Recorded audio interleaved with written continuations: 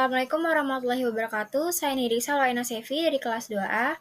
Jadi di sini saya akan mempresentasikan 3 materi tentang emosi, motivasi belajar, dan perbedaan individual.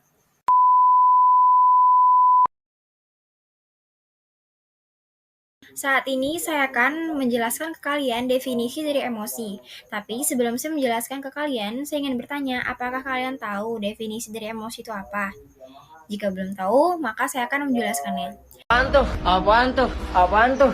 Apaan tuh? Apaan tuh? Menurut James William, ia mendefinisikan emosi sebagai keadaan budi rohani yang menempatkan dirinya dengan suatu perubahan yang jelas pada tubuh.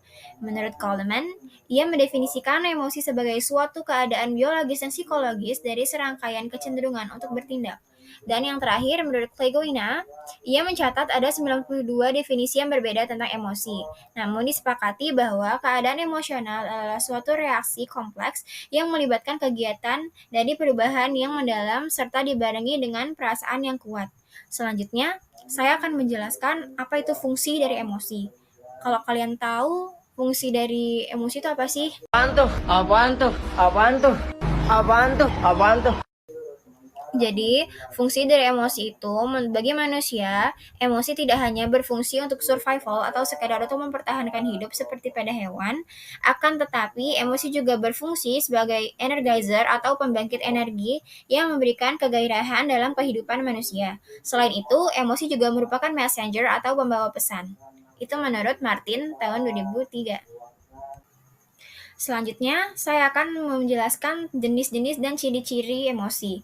Emosi ada 2 jenis, yaitu emosi positif dan emosi negatif. Emosi positif adalah emosi yang menyenangkan, yaitu emosi yang menimbulkan perasaan positif pada seseorang yang sedang mengalaminya. Misalnya seperti cinta, sayang, senang, gembira, kagum, dan lain-lain. Yang kedua adalah emosi negatif, atau emosi yang tidak menyenangkan, yaitu emosi yang menimbulkan perasaan negatif pada seseorang yang sedang mengalaminya. Di antaranya adalah sedih, marah, benci, takut, dan sebagainya. Selanjutnya, ciri-ciri emosi. Ada 4 ciri-ciri emosi. Yang pertama adalah pengalaman emosional bersifat pribadi dan subjektif. Yang kedua adanya perubahan aspek jasmaniah. Yang ketiga, emosi diekspresikan dalam perilaku. Dan keempat, emosi sebagai motif. Selanjutnya ada teori-teori emosi. Ada 3 teori dalam emosi. Yang pertama teori sentral, yang kedua teori periferal, dan yang ketiga merupakan teori kepribadian. Ada pula faktor penyebab emosi. Ada 2 faktor penyebab emosi. Yang pertama faktor internal, dan yang kedua faktor eksternal. Selanjutnya, saya akan menjelaskan apa itu pengaruh emosi pada belajar. Tapi sebelum saya menjelaskannya, saya ingin bertanya, apakah kalian tahu apa itu pengaruh emosi pada belajar? Jika tidak, maka saya akan menjelaskannya. Jadi, emosi berpengaruh besar pada kualitas dan kuantitas belajar. Emosi yang positif dapat mempercepat proses belajar atau bahkan menghentikannya sama sekali. Penjelasan tentang hal ini dapat diambil dari teori modern tentang struktur dan cara kerja otak, yaitu teori otak Tri-Yun. Selanjutnya adalah kecerdasan emosi. Kecerdasan emosi diperkenalkan oleh Solvay dan Mayer dan popularitasnya ditingkatkan oleh Goleman. Ini menekankan pentingnya pengelolaan emosi untuk kesuksesan hidup. Empati dan kontrol diri adalah elemen kunci dalam kecerdasan emosi yang perlu diajarkan kepada anak-anak melalui pengembangan naskah emosi yang baik. Orang tua dan guru dapat membantu dalam proses ini dengan langkah-langkah seperti mengenali emosi anak, memberi nama pada emosi-emosi yang muncul, menunjukkan perilaku yang diharapkan, dan memupuk rasa empati melalui interaksi dengan hewan peliharaan. Jadi sekarang saya akan menjelaskan apa itu motivasi belajar. Tapi sebelum saya menjelaskannya, saya ingin bertanya, apakah kalian tahu apa itu motivasi belajar? Jika tidak, saya akan menjelaskannya. Jadi, motivasi dan belajar itu tidak dapat saling dipisahkan. Artinya, seseorang melakukan aktivitas belajar tertentu tentu didukung oleh suatu keinginan yang ada pada dirinya untuk memenuhi kebutuhan. Hal ini karena motivasi sangat memerlukan keberhasilan belajar. Motivasi adalah segala sesuatu yang mendorong seseorang untuk bertindak melakukan sesuatu dalam rangka mencapai tujuan tertentu. Selanjutnya ada fungsi motivasi belajar. Yang pertama, motivasi mendorong untuk berbuat atau bertindak. Yang kedua, motivasi mengarahkan tujuan. Dan yang ketiga, motivasi sebagai penyeleksi tujuan. Ada pula jenis-jenis motivasi belajar. Yang pertama, motivasi belajar intrinsik. Yang kedua, motivasi belajar ekstrinsik. Yang ketiga, cognitive motives. Yang keempat, self-expression. Yang kelima, peningkatan diri. Yang keenam, motivasi eksternal. Yang ketujuh adalah motivasi eksternal. Dan yang terakhir adalah anotivasi. Selanjutnya adalah teori-teori motivasi belajar. Yang pertama, teori motivasi Abraham Maslow, yaitu hierarki kebutuhan manusia. Teori motivasi yang dikemukakan Abraham Maslow bernama teori hierarki kebutuhan manusia, menjadi teori pertama kali yang dibuat, menjadi teori yang paling terkenal, serta yang menjadi dasar dari terbentuknya teori-teori motivasi yang lain. Teori ini berisi kebutuhan yang menjadi alasan utama yang membuat manusia termotivasi untuk melakukan sesuatu.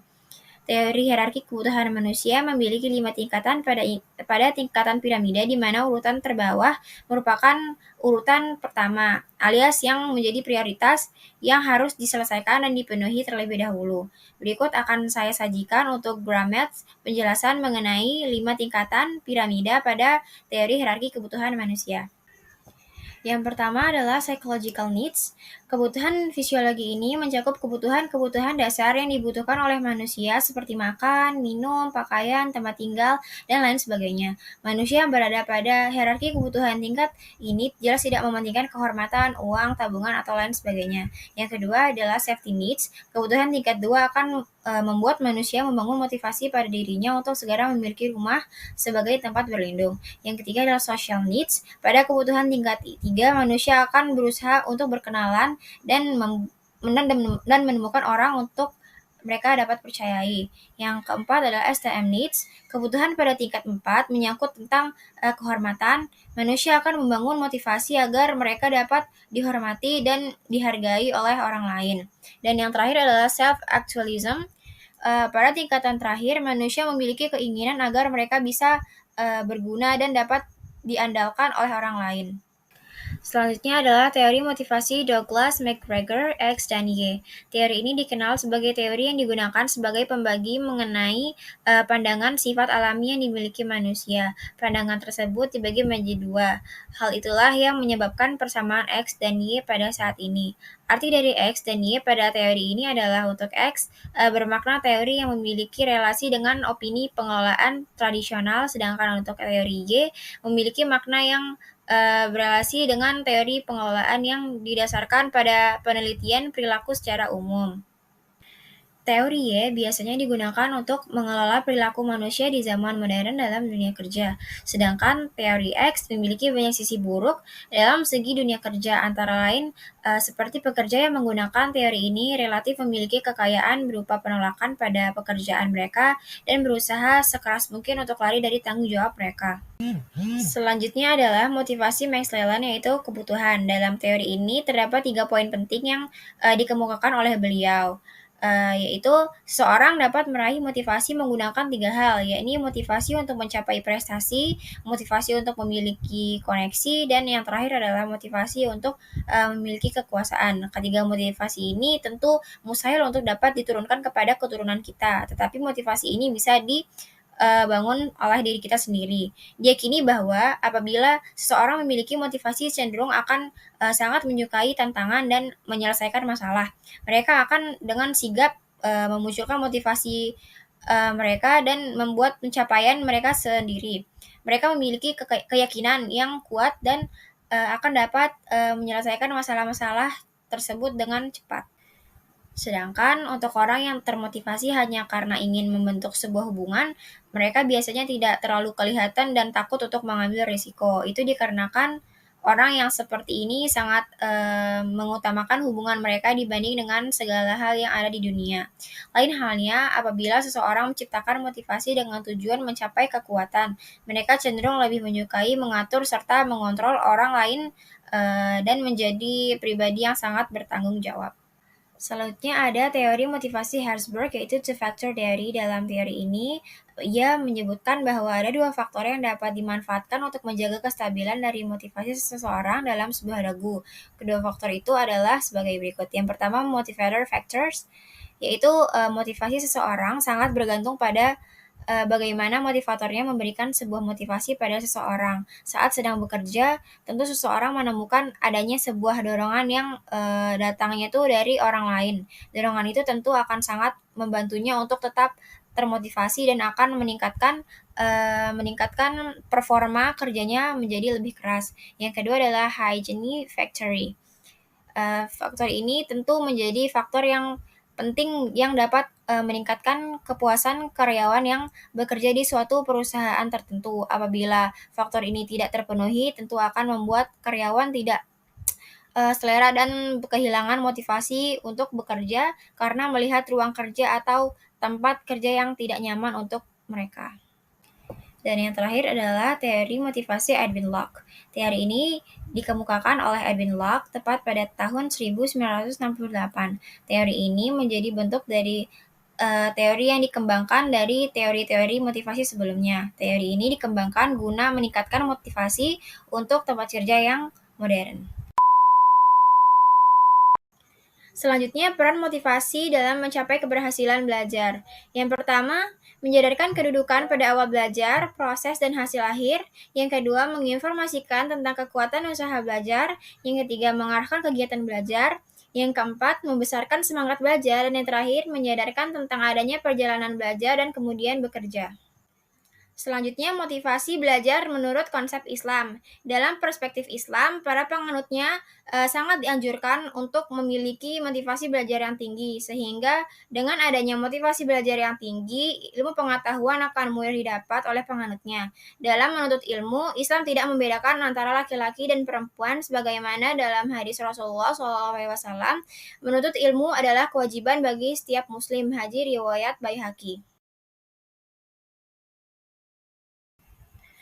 Saya akan menjelaskan tentang perbedaan individual. Tapi sebelum itu, saya akan menjelaskan dulu definisi individual. Jadi, individu merupakan bagian terkecil dari suatu kelompok masyarakat yang tidak dapat dipisahkan ke bagian kecil lainnya. Istilah individu ini berasal dari bahasa Yunani, yaitu individuum yang artinya tidak terbagi.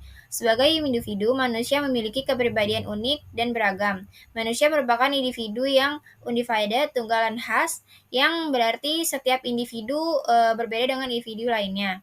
Setiap individu memiliki karakteristik bawaan dan karakteristik yang dipengaruhi oleh lingkungan. Selanjutnya adalah perbedaan individual.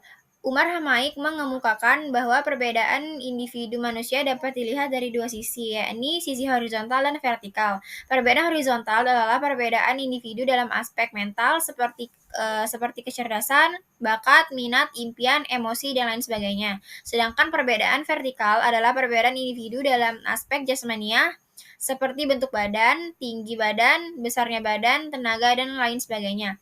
Masing-masing aspek tersebut besar pengaruhnya terhadap kegiatan dan keberhasilan pembelajaran yang dilakukan. Ada pula perbedaan biologis, yaitu keterbatasan fisik. Siswa dengan keterbatasan fisik seperti gangguan penglihatan atau pendengaran membutuhkan perhatian dan perlakuan khusus dari guru agar dapat mengikuti pembelajaran dengan baik.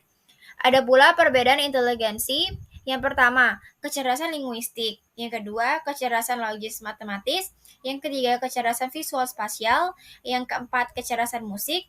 Yang kelima, kecerdasan intrapersonal. Yang keenam, kecerdasan interpersonal. Yang ketujuh, kecerdasan kinestik jasmani. Yang kedelapan, kecerdasan naturalis. Dan yang terakhir adalah kecerdasan eksistensial. Selanjutnya adalah perbedaan bakat. Yang pertama adalah bakat umum. Bakat umum adalah kemampuan dasar yang dimiliki oleh setiap orang seperti kemampuan berbicara, berpikir, dan bergerak. Meskipun bersifat umum, perbedaan dalam tingkat penguasaan bakat umum ini dapat memengaruhi proses dan hasil belajar siswa. Yang kedua adalah bakat khusus. Selain bakat umum, setiap siswa juga pasti memiliki bakat khusus yang lebih spesifik seperti bakat verbal, numerik, artistik, atau mekanik.